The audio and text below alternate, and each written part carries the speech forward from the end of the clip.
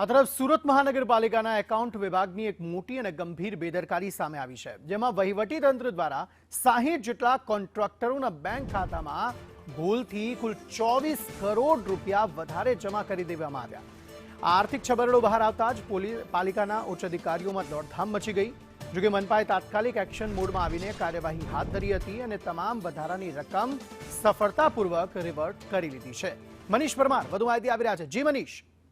जी बिल्कुल, पालिकाना एकाउंट विभाग में टेक्निकल भूलना कारणे जे कहेवाय के 60 करोड़ रूपियाना जे 60 कॉन्ट्राक्टरना खातामांथी 24 करोड़ रूपिया વધારાના જમા થઈ ગયા છે। જો કે આ ભૂલ છે તે જે આ રકમ છે તે ભૂલથી જમા થઈ જવાનું સ્પષ્ટપણે સામે આવ્યું છે। ખાનગી બેંકને જે કહેવાય કે તેના ઓપરેટરે આ ભૂલ કરી હોવાનું સ્પષ્ટપણે જે કહેવાય કે સામે આવ્યું છે।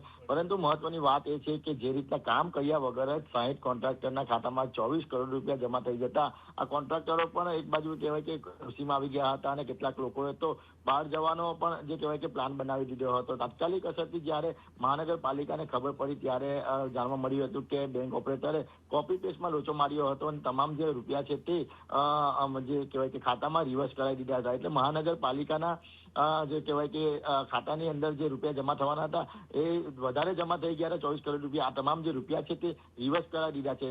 જે રીતના ખાનગી બેંકની જે કહેવાય કે મોટી ભૂલના કારણે આ જે 7 એકાઉન્ટર છે તેની તાત્કાલિક અસરથી બદલી પણ કરાવી દીધી છે। મહાનગરપાલિકાને જ્યારે માલુમ પડ્યું કે આ રીતના જે કોન્ટ્રાક્ટરના ખાતામાં રૂપિયા જમા થઈ ગયા છે, આખી રાત સુધી મહાનગરપાલિકાના અધિકારીઓ છે તે બેંક બહાર બેસી રહ્યા હતા અને તમામ જે રૂપિયાઓ છે તે પણ રિવર્સ કરાવ્યા હતા। જી મનીષ, આભાર સમગ્ર માહિતી આપવા માટે।